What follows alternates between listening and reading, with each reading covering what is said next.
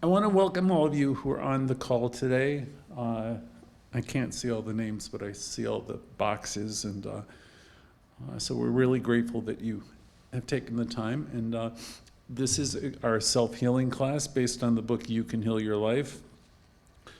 Most of you know this story. Louise was a student here.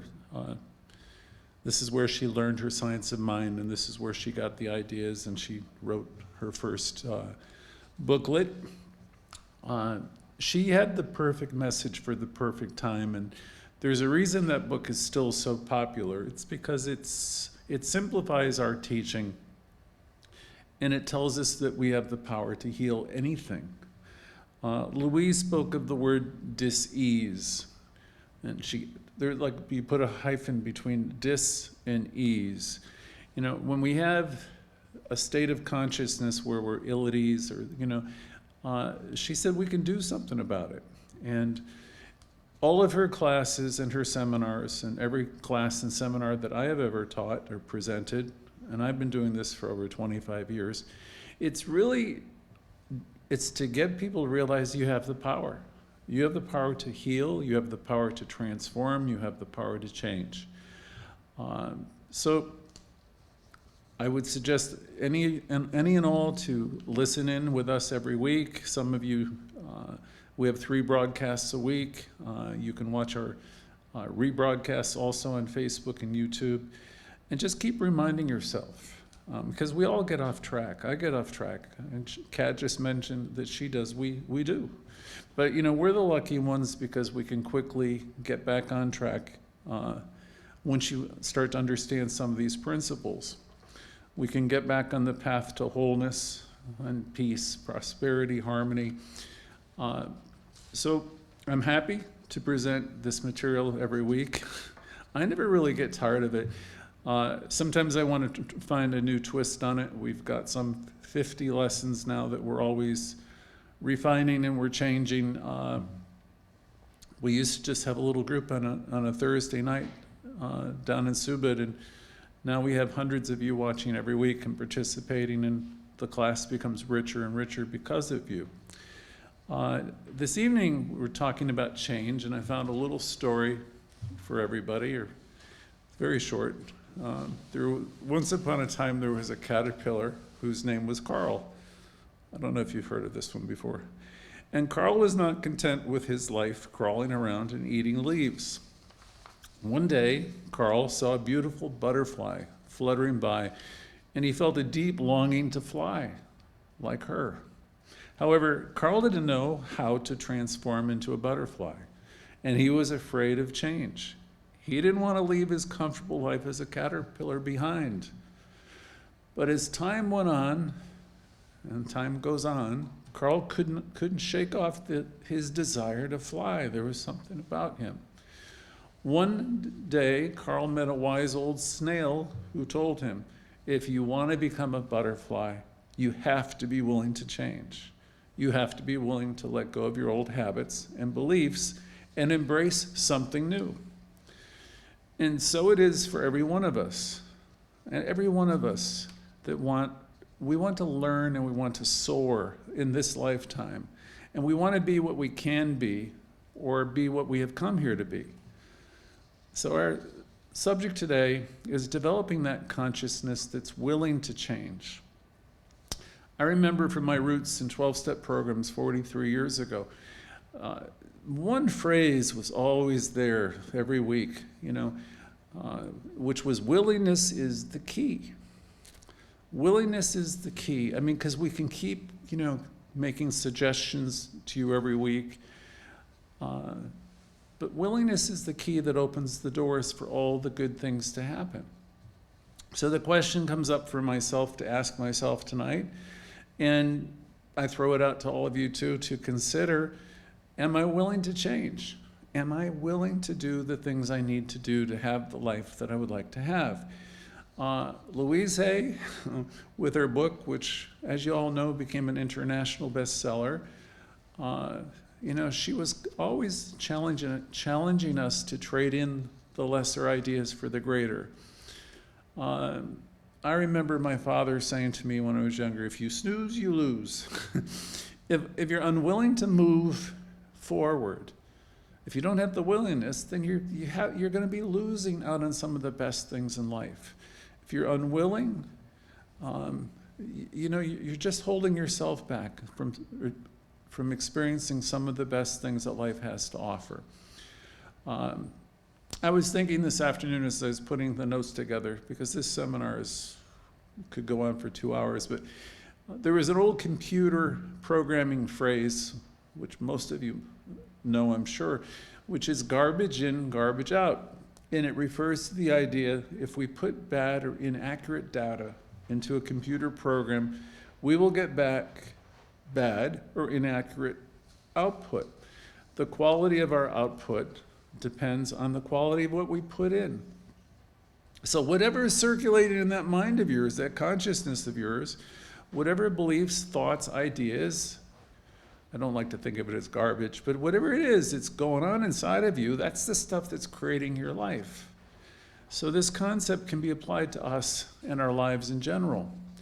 If we are consistently filling ourselves up with negative thoughts and fears and beliefs, the sky is falling, that was Chicken Little. If you keep on doing that to yourself, it's like, I want to get a hold on the train of causation. That's another phrase in science of mind. The train of causation is, if the bolus of my thoughts, if my consciousness is filled with negativity, and it's really easy. We grew up in a world and we were raised by people where a lot of stuff was passed on to us and we've reinforced.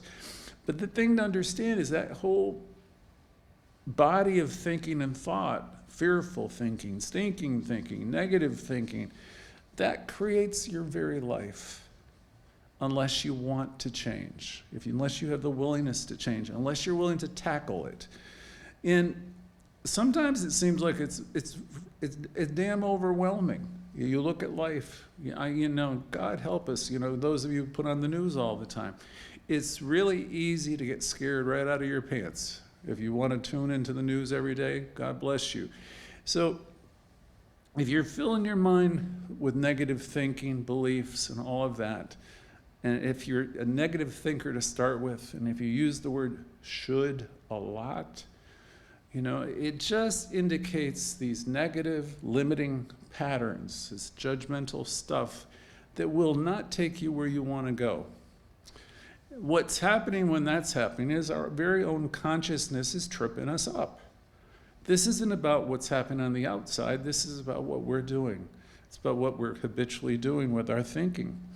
And the thing about our consciousness is powerful. Life responds to it.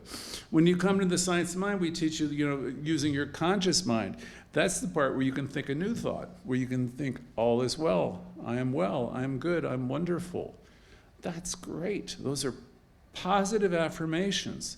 And they go into your subconscious, and to the extent that you can build up your affirmations, you will neutralize that negative conversation that's beneath the surface.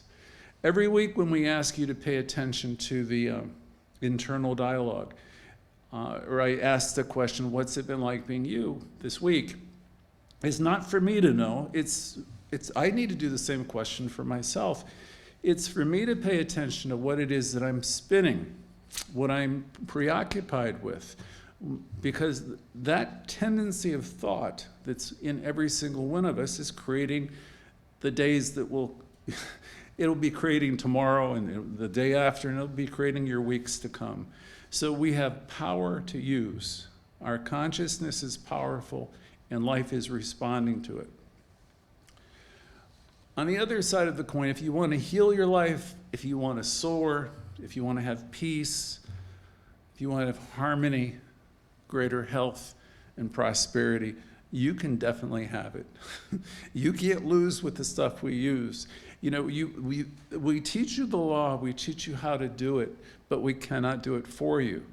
If you want to have this kind of living, this limitless living where you're stepping up your life and your consciousness, and you say, hey, look, I'm so such and such age, or I'm in such and such place in my life, and I've been beating myself up. I've been neurotic with all my thinking. And now I understand how it works.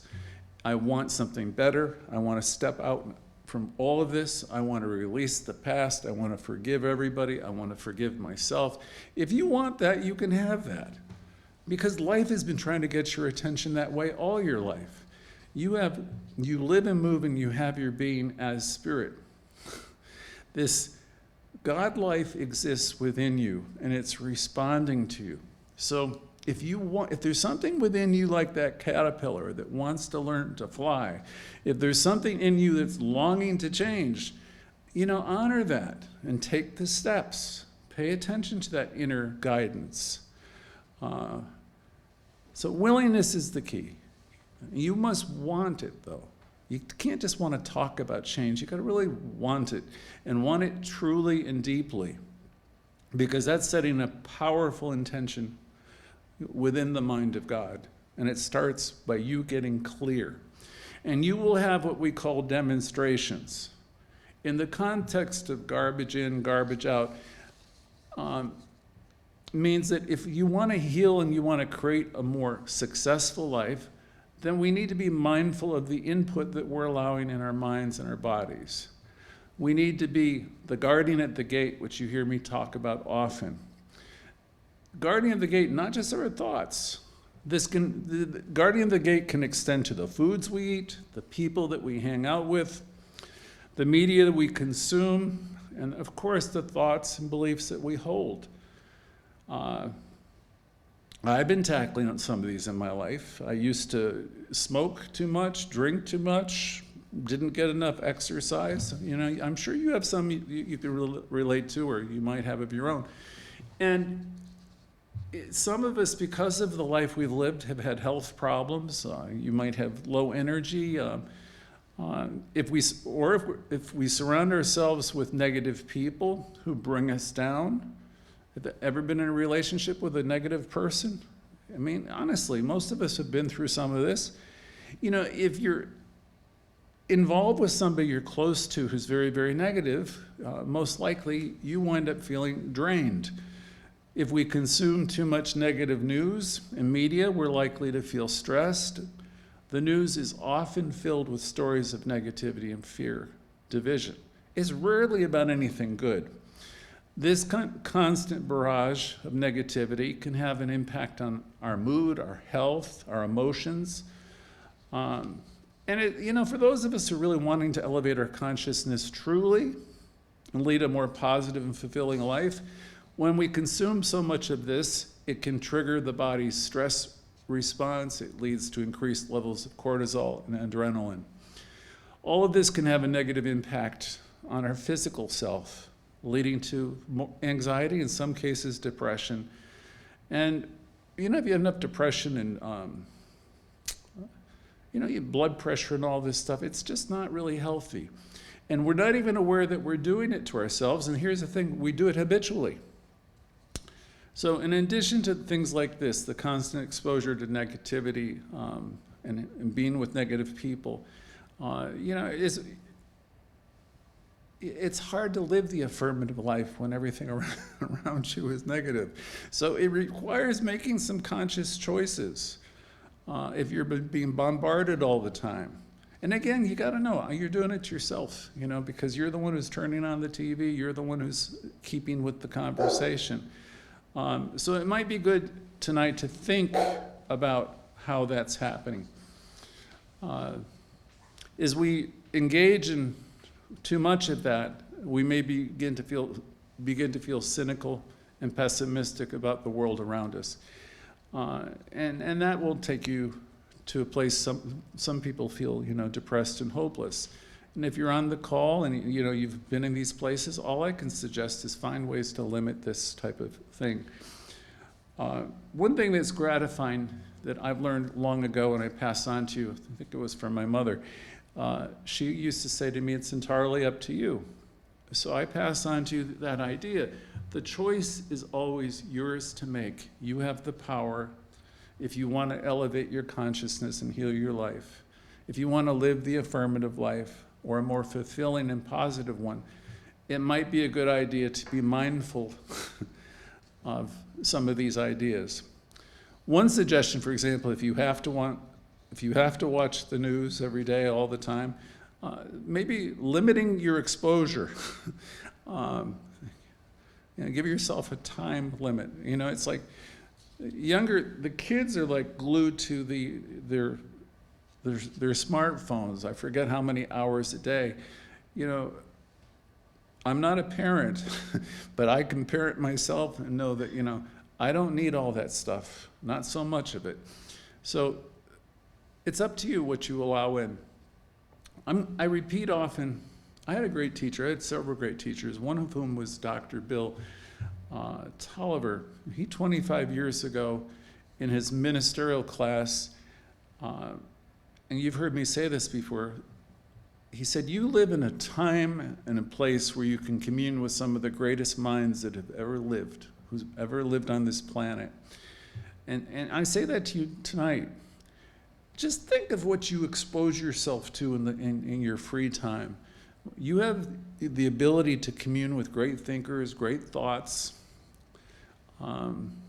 So maybe here's a suggestion. Find something wonderful each day to listen to, some new idea, some uplifting thing. Or you can go to YouTube, you can go to Audible, you can read a book. There's wonderful information from these types of people that are so available, and it's free in most cases. But how about having the willingness to go there and to commune with some of these great thinkers, positive thinkers. I was told in the 12-step programs many years ago, don't go and call the person who's going to co-sign your pain. And I'll break that down for you. It's not very smart of me to call somebody who's going to say, oh, you're right, and poor Greg, or something like that. I'd rather call a science of mind practitioner or somebody who's going to remind me of the truth of who I am, and that I am supplied and supported, and suggest that I start learning ways to appreciate myself and love myself. I don't want to be calling people who are going to tell me, who will do the counsel of the wicked with me, and just talk about garbage. We're here to learn how to live spiritual principles. So I want to be wise enough to call people who can remind me of the truth of my being, that I'm whole and complete. And because that's the truth. That's what we teach here. So are you willing to change? Is the question for tonight. Are you willing to promise yourself to be more mindful of your conversation?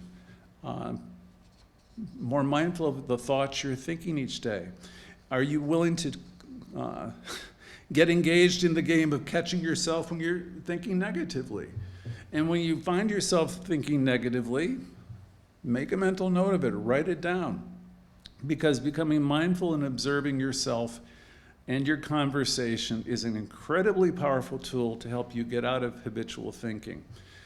Once you become aware that whatever thought pattern that you have is negative, anytime you find yourself saying that you're not good enough, you're too old, you're not adequate in any way at all, anything that's self-condemning, you want to be able to release that thought. Or if you're condemning others, same thing, stop it. Everybody, as we know in this class, we all understand that people, however they're showing up, are doing the best they can at that moment in time. So if you find yourself in a place where you're belittling yourself or others, or saying you're not good enough, or you just generally judging people or yourself, you might say, I release this idea. It doesn't serve me in any way. I release it and I let it go. You are the author of your own life. My God, that's been said to me 1,000 times. You're the author of your own life, your own experience, and you can change most anything. You can change most anything. Everything that's in your world right now, this is kind of like an advanced idea in religious science, everything you see in your own world right now is a reflection of your consciousness. Your consciousness. And that's not to say anybody's to blame for anything, but your life is a reflection of your understanding. Most people are focusing on objective facts in the outer world, and they're listening to doom and gloom without realizing the outer world is to a very large extent a manifestation of our inner world. That's something that's really quite staggering. Our outer world is to a large extent a reflection of our inner world. So if we have the willingness, and if we have the willingness to stop and to halt some of this type of thinking and focus, you'll have a chance of lifting yourself up and out of what I'll call the mass consciousness, the consciousness of the world. See, the world can be going to hell in so many ways, but it doesn't have to be that way for you personally. But that requires that you have the willingness to take the road less traveled and realize that, okay, you're a spiritual being here for so many years and you're having a spiritual experience, and you get to decide what's good and wonderful, and you get to create your life. You get to create your life. And I'll say that while it might be important to be aware of the world around us, I think it is, we must also recognize that our inner connection with Source or our higher self will always provide us with a more meaningful and fulfilling life experience. By learning to trust our inner guidance and being willing to change, we can overcome any negative thought pattern. It's up to us to take control of our thoughts. No one's going to do that for you. And it's up to me or you, all of us, to find positive people to spend our time with and our experiences with. And, make an intention to have positive relationships. And if you do, they will help you grow and expand. Any relationship in that way will help you grow and expand. But, I choose to be around positive people that can remind me of the truth of being and can uplift me. And I would suggest, you might consider some of these ideas. In terms of willingness to change, I needed to include an area that I oftentimes leave out, and some of you probably do too. We have to learn how, no, we don't have to, I will suggest it might be a good idea, that we learn to love our bodies. None of us are machines. I'm getting to know that as I get up there in years. Our bodies need love, and they need nurturing also. Our bodies are our temples. They're our sacred vessels that carry us through life's journey. And I notice that, at times I have neglected mine. So if you're neglecting your body, you're not taking good care of you. If you're taking your body for granted, I think I just assumed forever I would have perpetual health and youth. Take care of your body. It's time to shift our perspective and start showing our bodies love and the respect that they deserve. Louise spoke about learning about what nutritious food is and finding ways to eat better food instead of reaching for processed or what they call fast food, junk food. We encourage I encourage myself to choose whole food that will fuel our bodies and minds. And let's enjoy it and be grateful for the abundance of nourishing options that are around. Another way to love our bodies, and I'm saying this, you teach what you need to learn. Another way for loving our bodies is to get better sleep, more sleep. Louise Hay would say, put yourself in an environment that's conducive to sleep, and not so much electronics around and lights, and find ways to calm ourselves and to rejuvenate, recharge, and prioritize sleep so you can have, it's a way of nurturing your body. One more mention in terms of loving our bodies is finding some way to get some movement, exercising. This is, we're living in the post-COVID years now, and people have been locked up, and I speak to many of my friends, put on a lot of pounds and stuff like that. So make it an intention to, move our bodies a little bit more and do things that are enjoyable, but get some movement. That activity will also boost your mood, your mind, and reduce stress, and it improves our overall well-being. Willingness to change. One more suggestion for this evening at least.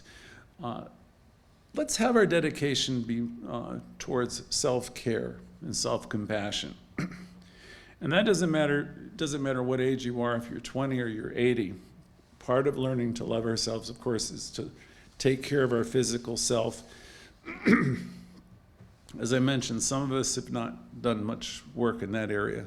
Some of you are great with it, but a lot of us have not. So we're always talking about the importance of changing our thinking here, our consciousness, because our consciousness creates our life, right? But I want to include our bodies tonight, and I want to pass on a suggestion from Louise's workshops, is do a little bit of mirror work each week. And sometimes, I'll do a class on that sometime, but hold the mirror up and give yourself some love. Say, I love, accept, and approve of you exactly as you are. Speak kindly to yourself in the mirror. Take a moment or two out and do that and connect with your image and give yourself a nurturing message or two. And that really, that'll start to, it feels good when you do it. So treat yourself like you would your one of your dear friends. Find activities and things, as I said before, that will bring you joy and be integral, can become part of your daily routine.